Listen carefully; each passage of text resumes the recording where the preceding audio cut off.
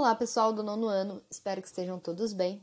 Hoje trabalharemos a semana 2 do PET volume 4, na página 84. Nosso tema de hoje são sistemas agrícolas, mais especificamente a agricultura de jardinagem e a agricultura intensiva. Mas antes de iniciar a nossa videoaula, eu vou me apresentar. Meu nome é Larissa Egídio, eu sou aluno do 6º período do curso de licenciatura em Geografia no Instituto Federal de Poços de Caldas e faço parte do PIBID. Ao longo dessas semanas, estarei auxiliando vocês na compreensão dos conteúdos e das atividades do PET. Vamos lá? Bom, para iniciar nossas discussões, eu trouxe um vídeo para vocês a respeito da descoberta da agricultura, para que vocês entendam como se iniciou esse processo de uso e ocupação do solo ao longo da história da humanidade.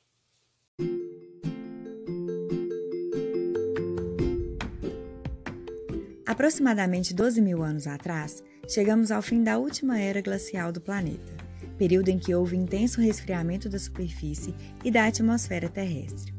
Até essa época, todos os seres humanos que habitavam o mundo viviam da caça e da coleta de alimentos. No entanto, a elevação da temperatura, da umidade e o derretimento do gelo provocaram diversas mudanças na fauna e na flora, como a extinção de grandes animais, o aumento da fertilidade do solo e a formação de florestas. Isso provocou também mudanças em nosso estilo de vida.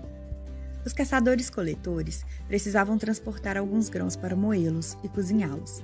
Nessa tarefa, espalharam sem intenção vegetais pelas terras por onde passavam. Com o tempo, observaram e perceberam que os grãos que caíam no solo brotavam e que isso dava origem a uma planta da mesma espécie. Assim, aprenderam a cultivar alimentos. Provavelmente, essa descoberta foi feita por mulheres, responsáveis pela coleta de vegetais e, por isso, observavam mais de perto o ciclo das plantas. No mesmo período da pré-história, chamado Neolítico, os seres humanos também aprenderam a domesticar outras espécies de animais, como porcos, ovelhas e cabras. Utilizavam a carne e o leite como fonte de alimento, o couro e a lã para a fabricação de tecidos e, posteriormente, alguns animais passaram a ser utilizados como transporte de pessoas e de cargas. A agricultura e a domesticação de animais transformaram enormemente a vida dos seres humanos pré-históricos. Por isso, fazem parte do que chamamos de Revolução Agrícola ou Revolução Neolítica. Cultivar alimentos exige uma grande dedicação. Dessa forma, a humanidade, até então nômade, passou a erguer moradias para cuidar das plantações. As casas eram construídas próximas umas das outras, e também há rios, que fertilizavam a terra e forneciam água para as pessoas e os animais. Assim, surgiram as primeiras aldeias. Nelas, os seres humanos passaram a desempenhar outras atividades, como a fabricação de vasos de cerâmica para armazenar e cozinhar alimentos. Com o tempo, as técnicas agrícolas melhoraram, a população aumentou, novos trabalhos surgiram, as aldeias se transformaram e deram origem às primeiras vilas e cidades. Portanto, a descoberta da agricultura foi o ponto-chave para o desenvolvimento das primeiras civilizações. Falando assim, parece que todo esse processo foi muito fácil, não é mesmo?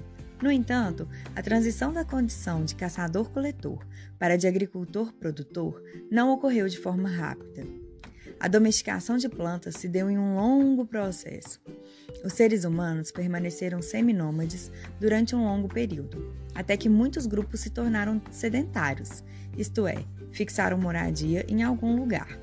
É importante lembrar que a caça e a coleta de alimentos continuaram a ser praticadas, mas já não se dependia exclusivamente delas para sobreviver. Além disso, sabemos que a Revolução Agrícola não ocorreu ao mesmo tempo, nem no mesmo ritmo em todo o planeta. O cultivo de alimentos começou a ser praticado principalmente em locais onde o clima era favorável e onde existiam rios. A partir da análise de vestígios materiais, pesquisadores descobriram que o Crescente Fértil, apelidado de o berço da civilização, foi o primeiro a praticar a agricultura.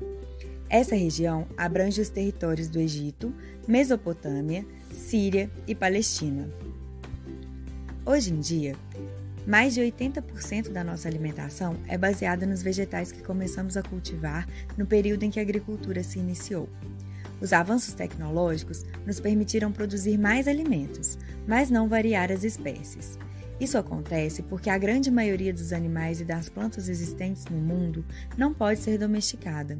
Diferente do que costumamos pensar, a agricultura trouxe ao ser humano um aumento na quantidade de alimento disponível, mas isso não acarretou necessariamente numa melhora na qualidade da sua dieta. Ao caçar e coletar, os humanos se alimentavam do que estava disponível na natureza em determinada época. Portanto, a variedade das fontes de nutrientes era mais alta. Possuir menos fontes de energia levou a uma debilidade do sistema imune dos seres humanos.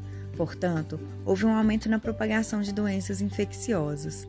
Para dar conta dos nutrientes necessários para a sobrevivência de nossos antepassados, a produção de alimento teve que se intensificar cada vez mais. O aumento na quantidade de alimento possibilitou o crescimento das populações, mas a humanidade se reproduziu tanto que tiveram que produzir ainda mais comida. Nesse cenário, cuidar da terra, tarefa que já é difícil em pequenas produções, passou a exigir um maior esforço físico. O corpo dos caçadores-coletores não tinha a estrutura necessária para o trabalho no campo. Passar horas arando a terra e carregando muitos litros de água desencadeou alguns problemas de saúde para nossos antepassados. Foram encontrados muitos fósseis com deslocamento dos discos intervertebrais, hérnias e artrite. A adaptação dos nossos corpos para essas funções pesadas ainda não se deu por completo. Até hoje, pessoas que trabalham na lavoura precisam cuidar muito de si, principalmente no que diz respeito à saúde postural. Hoje, não conseguimos imaginar o mundo sem a agricultura, mas é possível pensar em formas sustentáveis e saudáveis de praticar essa atividade tão importante para a nossa vida. Precisamos cuidar muito bem de quem produz o alimento que vai parar na nossa mesa. Então, os sistemas agrícolas definem como os seres humanos desenvolvem a agricultura, ou seja, a produção do alimento, conforme foi mencionado no vídeo. Essa produção é classificada de acordo com as técnicas de cultivo, a área cultivada e a distribuição de seus produtos. Lembrando que as culturas agrícolas, para a defesa dos solos, elas devem se distribuir de acordo com o relevo. Esses sistemas eles estão apresentados de duas maneiras distintas. A primeira é a agricultura extensiva ou de jardinagem e a segunda é a agricultura intensiva ou comercial.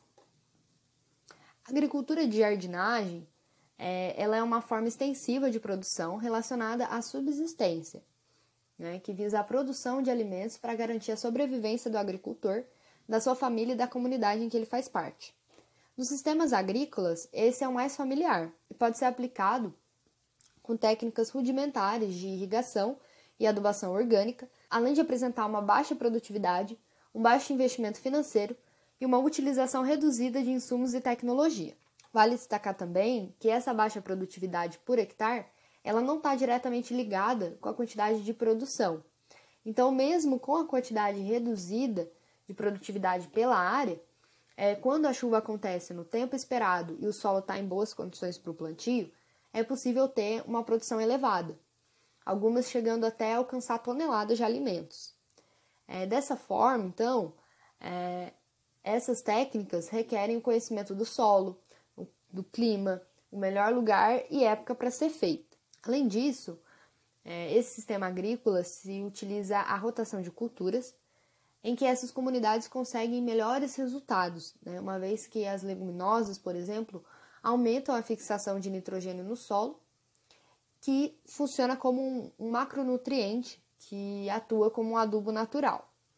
Ela é amplamente praticada nos países como a China, a Índia, o Vietnã, Filipinas, Indonésia, Tailândia, entre outros, que são países que têm um pouco espaço disponível para a agricultura e o relevo pouco propício, que levou então uma interessante adaptação no cultivo. Então, por lá, os vales de grandes rios e encostas de morros são aproveitados através de um processo conhecido como terraceamento, que consiste na formação de degraus em regiões íngremes com o intuito de aproveitar as grandes chuvas do verão ou chuvas monsônicas e impedir a degradação dos solos. Então, esse processo, conhecido como cultivo em terraços, é uma técnica agrícola geralmente utilizada através do parcelamento de rampas niveladas no solo. Então, esse processo ele foi desenvolvido pelos incas, que viviam nas montanhas da América do Sul, e possibilitou o cultivo de vegetais em regiões bastante montanhosas. Então, quando chove, Ao invés da água da chuva levar os nutrientes e as plantas do solo pela encosta, ela acaba escoando para o terraço ao lado de uma espécie de rede de canais, o que acaba ajudando a acumular água no lugar certo. Então isso ajuda a manter algumas áreas secas e outras molhadas, sendo muito importante em regiões muito montanhosas e ao mesmo tempo muito chuvosas. Como consequência, essa técnica passou a ser mais explorada em outras partes do mundo, como a África, que também sofre com problemas de produtividade agrícola. Porém, esse processo também pode ter algumas desvantagens, como, por exemplo, a saturação da água da chuva, né, que pode causar o transbordamento de água durante a estação mais chuvosa e resultar em deslizamentos de terra, caso não seja bem administrado. Então, para isso, se utiliza uma grande quantidade de mão de obra, além de, em geral, necessitar aí de um cuidado mais minucioso na sua produção, né, próximo aí ao cuidado que se deve ter a um jardim, e por isso que é chamada de agricultura de jardinagem. Já a agricultura intensiva europeia, né, é um sistema agrícola que tem como característica básica a elevada produtividade, né, sempre com o emprego aí de diferentes máquinas. Então, além dessa mecanização, a gente tem técnicas usadas como, por exemplo, o uso de adubos químicos, a manipulação genética, né, que seriam os alimentos transgênicos, e equipamentos de última geração. Então, no caso do agronegócio, né, esse sistema ele é reconhecido por esses elementos, além da produção em larga escala da monocultura, né, que seria um único tipo de fruta ou hortaliça, um elevado uso de combustível e insumos, um avançado sistema de irrigação e de estufas, uso de agrotóxicos, de adubação e correção do solo, controle de erosão e fertilidade, enfim, várias outras técnicas aí mais modernas para conseguir se obter sempre uma alta produtividade. Mas apesar dessa mecanização e do avanço tecnológico, essas atividades agrícolas elas também estão sujeitas à influência dos fatores naturais. A interferência, né, pode se dar de várias maneiras, mas principalmente pelo clima e também pelo solo. Tá? Então, essa forma de agricultura ela é resultado das alterações do mercado financeiro mundial, né, que atualmente os grandes grupos empresariais é que passaram a administrar as diversas fazendas pelo mundo, né, aplicando técnicas mais modernas de cultivo e que permitem, então, uma grande produtividade. Então, ela é típica, né, de economias desenvolvidas e também é praticada em países com industrialização recente. No caso do Brasil, o modelo intensivo está embrenhado aí no setor primário, sendo responsável pela exportação de alimentos para outros países.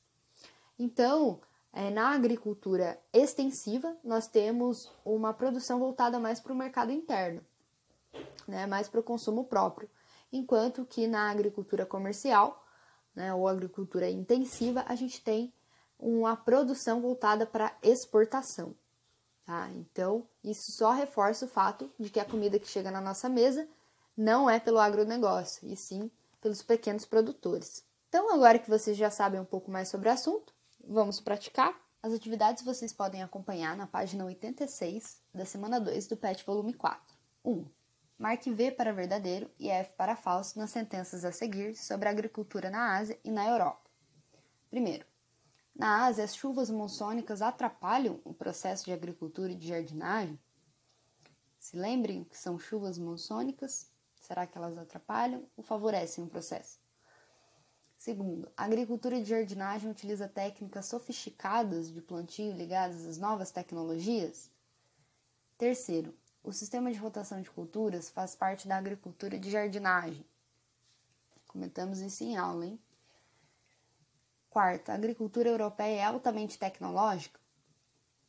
Quinto, na Europa, os grandes conglomerados do agronegócio são beneficiados em relação ao produtor familiar? Sexto, tanto a agricultura europeia quanto a asiática priorizam o cultivo de culturas típicas de suas regiões? Será? Sétimo, a agricultura europeia, de forma geral, emprega mais as novas tecnologias do que a agricultura asiática? Oitavo, o relevo é um importante condicionador para o tipo de agricultura que se desenvolve em cada localidade. Bom, gente, todos esses itens nós comentamos durante a nossa aula e também estão nos textos que o PET traz. Então, caso vocês ainda tenham dúvida, é só estar voltando lá na nossa aula ou então relendo o PET, ok? 2. Observe a imagem da agricultura de jardinagem asiática e explique como é feito o plantio usando técnica do terraceamento. Bom, gente, essa técnica a gente também comentou bastante durante a aula, uma técnica bastante importante e que caracteriza esse sistema agrícola. Tá? Então, caso vocês ainda tenham ficado em dúvida ou não se lembrem, é só voltar no vídeo e acompanhar o processo como acontece, tá? 3. Nas encostas montanhosas, onde a erosão é mais intensa, devem-se cultivar de preferência em cima de terraços produtos permanentes, como a arboricultura. Os vales e as planícies ficam reservados para as culturas temporárias. A principal ideia contida no texto é o fato de que a. As culturas para a defesa dos solos devem se distribuir de acordo com o relevo. B. As técnicas agrícolas estão na dependência dos tipos de relevo. C. As técnicas agrícolas variam de acordo com os tipos de cultivo. Ou D. O relevo não pode interferir na escolha dos cultivos. Bom, gente, para responder essa questão, é preciso se atentar aos elementos como, por exemplo, encostas montanhosas, vales e planícies, tá? Esses elementos remetem às formas de relevo. E essas formas de relevo, certamente que elas possuem relação com as técnicas e também com os tipos de cultivo. Então, é importante analisar esses fatores antes de escolher o local mais apropriado para realizar esse plantio. Leiam com bastante atenção, né, essa questão e que vocês venham aí conseguir responder. Caso tenha dúvida, só voltar na nossa aula também. Mas é importante frisar essa relação íntima, né, entre o clima, o relevo e também a técnica a ser utilizada. Tá? 4. Países europeus como França e Alemanha têm valorizado principalmente nas 2 últimas décadas o estabelecimento da menor distância possível entre as áreas de produção agrícola e de consumo, o que se denomina circuito curto. Na França, o circuito curto é reconhecido por integrar, no máximo, o intermediário entre o produtor e o consumidor, quando não se trata de venda direta. No Brasil, ainda que não haja uma definição oficial, o circuito curto é identificado pela proximidade entre produtor e consumidor. Considere a definição apresentada e analise as 3 afirmações. Primeiro, a proximidade entre áreas de produção agrícola e de consumo pode contribuir para a redução da emissão de CO2? Segundo, o objetivo fundamental do circuito curto é a ampliação da lucratividade das grandes indústrias alimentícias, com ganhos advindos da redução dos custos de transporte? 3. Com o circuito curto são geradas novas relações sociais, pelas quais se pode atingir o preço justo das mercadorias, tanto para o consumidor quanto para o produtor. Então, gente, para responder essa questão, a gente precisa, então, entender esse processo, né? Então, esse circuito curto, ele visa aproximar, né, o produtor do consumidor, diminuindo essas distâncias e, consequentemente, interferindo na questão do transporte. Possui aí uma relação muito próxima com a emissão de CO2, tá? Então, esses fatores são interessantes a gente observar para poder responder. E também lembrando que quem põe comida na nossa mesa não são as grandes indústrias alimentícias, e sim os pequenos produtores. Tendo como base esses itens, vocês conseguirão responder essa questão.